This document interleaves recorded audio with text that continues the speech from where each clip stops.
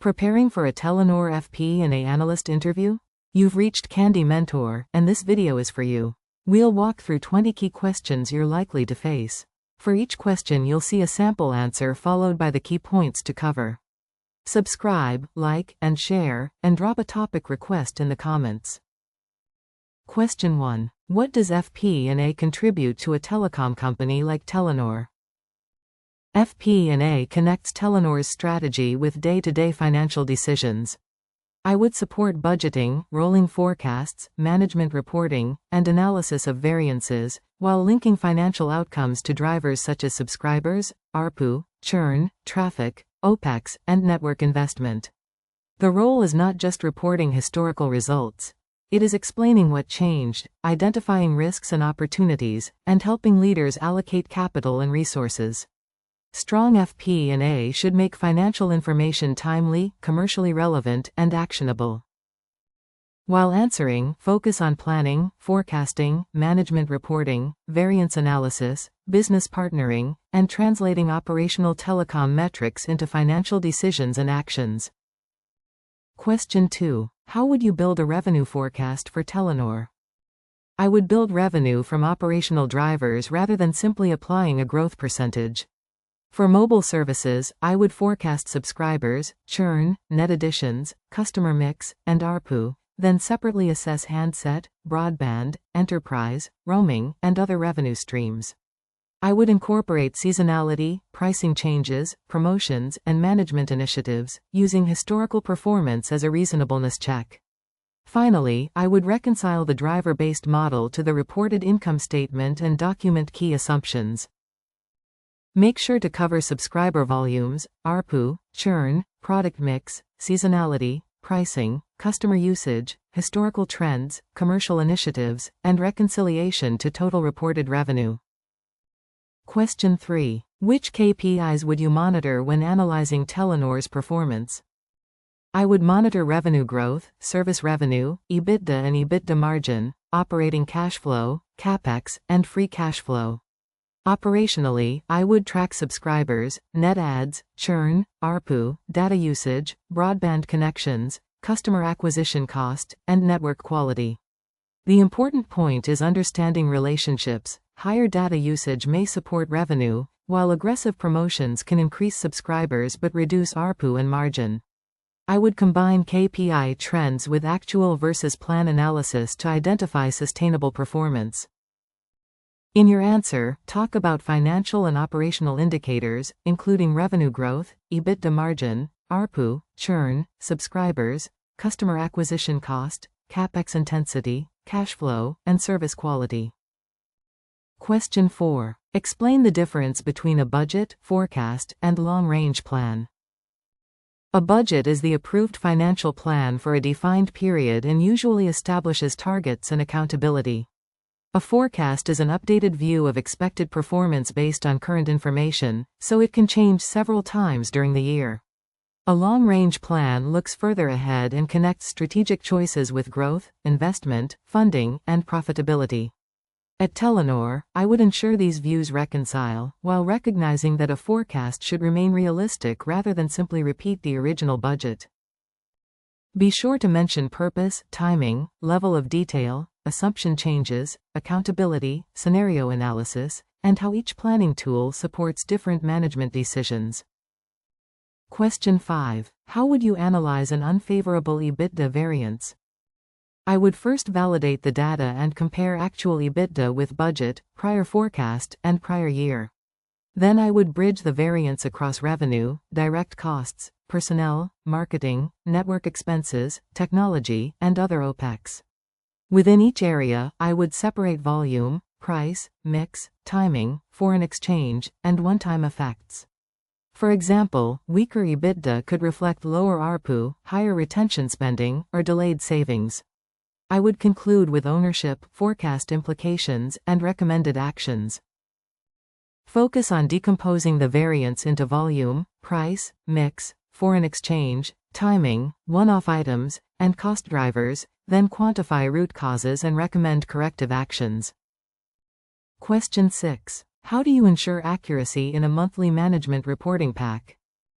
I would begin with a controlled data process, reconciling source reports to the general ledger and confirming that KPI definitions are consistent across markets and periods.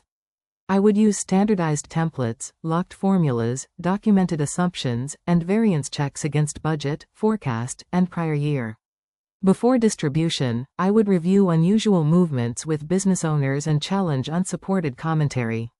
I would also maintain version control and a clear audit trail, so senior management can trust both the numbers and explanations. Mention data reconciliation, source system controls, variance thresholds, standardized definitions, review procedures, version control, commentary quality, and timely escalation of inconsistencies. Question 7. What is a rolling forecast, and how would you improve one? A rolling forecast continuously updates the outlook by replacing completed periods and adding a new future period. I would improve it by focusing on the few drivers that explain most performance, such as subscribers, ARPU, churn, traffic, headcount, energy costs, and CapEx deployment. Each assumption should have an owner, source, and update frequency. I would compare forecast to actual outcomes, investigate systematic bias, and use scenarios for uncertain pricing, competition, foreign exchange, or investment decisions. Cover continuously extending the forecast horizon, driver-based modeling, assumption ownership, forecast accuracy measurement, scenario capability, and balancing detail with speed. Question 8. How would you evaluate a proposed network investment at Telenor? I would assess both financial returns and strategic necessity. The analysis would quantify incremental subscribers, ARPU, retention, traffic capacity, energy savings, maintenance costs, and required CapEx. I would calculate NPV, IRR, payback, and cash flow timing, using an appropriate discount rate and explicit assumptions. Sensitivities should test adoption, pricing, cost inflation, foreign exchange, and implementation delays. I would also consider coverage, service quality, and regulatory requirements, then recommend post-investment tracking against the original business case. In your answer, cover strategic rationale, incremental revenue and savings, CapEx, OpEx, customer impact, NPV, IRR, payback, risks, sensitivities, and post-investment review. Question 9. How would you explain a forecast miss to senior management? I would explain the miss directly, quantify its impact, and avoid presenting excuses. I would use a bridge showing whether the deviation came from subscribers, ARPU, churn, product mix, costs, timing, foreign exchange, or an accounting item. I would distinguish temporary factors from structural changes and explain whether the forecast assumption or execution failed. I would then present the revised outlook, confidence range, corrective actions, accountable owners, and any decision required from management. Focus on transparency, concise root cause analysis, quantified impact, distinction between controllable and external factors, revised outlook, and specific management actions. Question 10. How would you model customer churn and its effect on revenue? I would model the customer base using opening subscribers, gross additions, churned customers, and closing subscribers. Churn should be segmented by product, market, customer value, tenure, and contract type because averages can hide meaningful differences. I would then apply segment-level ARPU and timing assumptions to estimate revenue impact. For example, a 1 percentage point increase in churn reduces both current subscribers and future revenue, while retention spending may offset losses.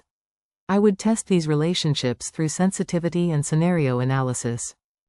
Mention opening customers, gross additions, churn rate, closing base, cohort behavior, ARPU, retention initiatives, timing, and sensitivity analysis around customer lifetime value. Question 11. What is driver-based planning, and why is it useful in FP&A? Driver-based planning builds financial forecasts from operational factors that management can influence. At Telenor, examples include subscribers, ARPU, churn, traffic, stores, employees, sites, energy consumption, and CapEx rollout. This approach is more transparent than applying arbitrary percentage changes because it shows what creates the financial result. It also enables faster scenarios, such as testing a price change or retention program. I would still reconcile the model to accounting data and challenge whether drivers remain commercially realistic. Be sure to mention operational drivers, causal relationships, model transparency, speed, scenario analysis, accountability, and why driver-based planning is valuable in telecom environments. Question 12. How would you assess the profitability of a pricing promotion? I would compare the promotion with a no-promotion baseline and isolate incremental customers, usage, revenue, and margin. The analysis should include discounted price, expected duration, cannibalization of existing plans, acquisition and retention costs, handset subsidies, network capacity, and likely churn after the offer ends. I would evaluate contribution profit and customer lifetime value, not just first-month sales. After launch, I would compare actual cohorts with the business case and recommend continuation, redesign, or withdrawal. Cover incremental volume, price realization, cannibalization, churn, customer lifetime value, acquisition costs, network capacity, margin, cash flow, and post-campaign measurement. Question 13. How would foreign exchange movements affect Telenor's financial plan? I would distinguish transaction exposure, where costs or revenues are denominated in another currency, from translation exposure when foreign operations are converted into Telenor's reporting currency. I would forecast local currency performance first, then apply agreed exchange rate assumptions and show the reported impact separately. I would also consider hedging, debt currency, imported equipment, and cash flow effects. Management reporting should clearly distinguish underlying operational changes from currency movements, supported by sensitivities for major currencies. Discuss translation and transaction exposure, local currency performance, reporting currency effects, hedging, sensitivity analysis, and separating operational performance from currency movements. Question 14. What would you include in a monthly variance commentary? Good commentary explains why the number moved and what happens next. I would state the variance against budget or forecast, quantify the largest drivers, and distinguish timing, recurring, one-off, volume, price, mix, and currency effects. For example, I might explain that EBITDA was below plan because lower ARPU and higher retention costs outweighed subscriber growth. I would include the revised full-year impact, corrective action, responsible owner, and confidence level rather than simply restating the variance. Focus on concise explanation of magnitude, cause, timing, business impact, comparison basis, outlook, actions, ownership, and avoiding descriptions that merely repeat the financial result. Question 15. Tell me about a time you improved a reporting or forecasting process. In a previous role, monthly reporting relied on manually consolidated spreadsheets and often required several days of reconciliation. I mapped the data flow, standardized KPI definitions, removed duplicate calculations, and introduced a controlled template with automated checks. I worked with accounting and operational teams to validate the outputs before implementation. The process reduced preparation time, improved consistency, and freed capacity for analysis. I also documented ownership and controls, ensuring the improvement was sustainable rather than dependent on one individual. Use a structured example covering the initial problem, analysis, stakeholder collaboration, automation or redesign, measurable result, control improvements, and lessons learned. Question 16. How would you prioritize competing requests from finance and commercial stakeholders? I would prioritize requests based on decision impact, deadline, materiality, dependencies, and effort. A board forecast or regulatory submission would generally take precedence over a lower impact analysis, but I would confirm expectations rather than make assumptions. I would clarify the required output, provide an initial answer when useful, and communicate trade-offs early. If capacity is limited, I would propose a phased solution, protect data quality, and ensure stakeholders understand what is complete, provisional, or deferred. Mention decision impact, deadlines, materiality, dependencies, data availability, stakeholder communication, quality controls, and renegotiating scope when capacity is constrained. Question 17. How would you investigate a sudden decline in mobile service revenue? I would first confirm that the decline is genuine by reconciling billing, revenue reports, and accounting data. Then I would decompose it into subscribers, ARPU, usage, product mix, pricing, promotions, churn, and timing. I would compare markets, customer segments, and cohorts, while checking billing changes, outages, roaming, seasonality, and competitor activity. The key is separating a temporary reporting issue from a commercial trend. I would quantify the impact, identify the root cause, and update the forecast accordingly. Cover data validation, subscriber movements, ARPU, churn, product mix, pricing, promotions, usage, billing issues, seasonality, competitor actions, and market-specific analysis. Question 18. How do accounting principles influence FP&A analysis?